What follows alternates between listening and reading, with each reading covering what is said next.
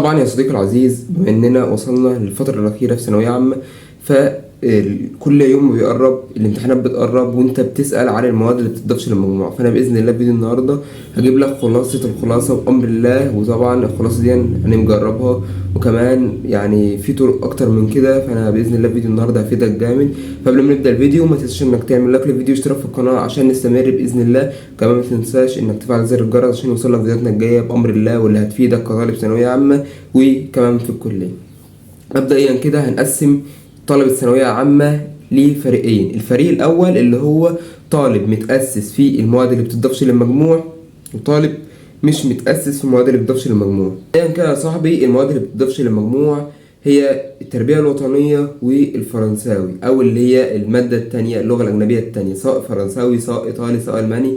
شوف أنت محدد إيه عندك، والمادة دي هي اللغة الأجنبية التانية. طيب دلوقتي كان في خبر طلع ان الدين هيبقى من المواد اللي بتضاف للمجموع.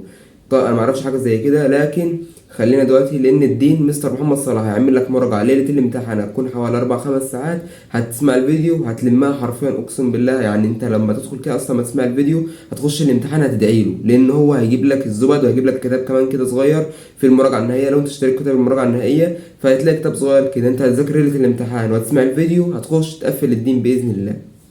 هيبقى لك التربيه الوطنيه واللغه الاجنبيه الثانيه. طبعا هنا انا بكلمك في الفيديو على المواد اللي بتدخل المجموعه اللي هي اللغه الاجنبيه الثانيه، واللي ناس كتير خايفه منها وعامله لها قلق، فانا هكلمك عنها خصوصا. يعني لان التربيه الوطنيه برضه هينزل لها فيديو على، سواء على قناه هنذاكر اونلاين او على اي قناه، وهتلاقي فيديوهات كتير قوي. يعني انت هتلاقي مثلا فيديو ساعتين، فيديو 3 ساعات، هتلاقي منك التربيه الوطنيه كلها، وانت هتذاكرها كمان في اليوم اللي قبل الامتحان. هتخش بامر الله تقفل.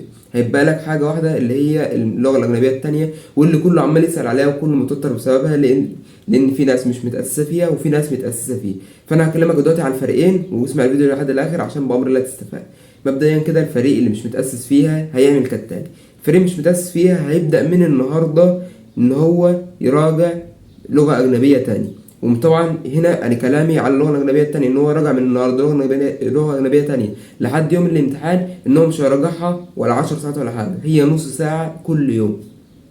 هتبدا اللي انت تجيب كتاب الفرنساوي او كتاب الايطالي او كتاب الالماني، وتبدا اللي انت كل يوم تحفظ لك شويه كلمات، او تجيب قائمه تشغيل لمدرس مثلا زي فرنشاوي او اي استاذ، وهتجيب قائمه التشغيل بتاعته، وهتجيب منهج ثالثه ثانوي بالكامل، وكل يوم تسمع لك نص ساعه. النص ساعه دي ولا تاثر عليك ولا تعمل حاجه، حتى ممكن تاخد النص ساعه دي كمان في البريك. يعني مثلا ذاكرت ساعه مثلا وهتاخد 10 دقايق بريك، خدها مثلا فرنساوي او لغه اجنبيه تانية. هتلاقي نفسك فرقت معاك جامد. ليه؟ لان انت فرنساوي في اخر السنه او الايطالي او الالماني مش زي الدين ولا زي التربيه الوطنيه، مش ساعتين وهيتلم، لا ده في قواعد وفي كلمات وفي جرامر وفي كل حاجه. فانت لازم ولا بد ان انت على الاقل خالص تعدي النص فيها، لانها ايه، زي ما احنا قلنا، ما بتضافش للمجموعه. لكن لو انت وقعت فيها لا قدر الله وانت جايب 100% فهي هتاثر عليك. فانت خد كل يوم خد لك نص ساعه، سواء فيديوهات من قائمه التشغيل بتاع اي استاذ، او ان انت تذاكر من نفسك او تحفظ كلمات او تجيب جرامر وتمشي برضو مع المدرس. دي للطالب اللي مش متأسس خالص. طيب الطالب اللي متأسس والدنيا معاه تمام هيعمل زي ما انا اقول له كده. هيجي قبل الامتحان باسبوع واحد وياخد له كل يوم ساعة، بما يعادل 7 ساعات. 7 ساعات دول هتلاقيهم فيديو مجمع كده، اي استاذ هينزلوا لك طبعا في الفترة دي فيديو 7 ساعات، كل ما اسمع لك ساعة. طبعا مع ان انت تراجع بعد الفيديو، تراجع كلمات وتراجع الجرامر وتراجع كل حاجة تخص المادة، هتلاقي نفسك بقيت بيرفكت فيه. اتكلمنا عن الفريق المتأسس والفريق اللي مش متأسس. وطبعا الدين زي ما انا قلت لك، مستر محمد صلاح هينزل لك مراجعه ليله الامتحان، هتكون 5-6 ساعات او 4-5 ساعات.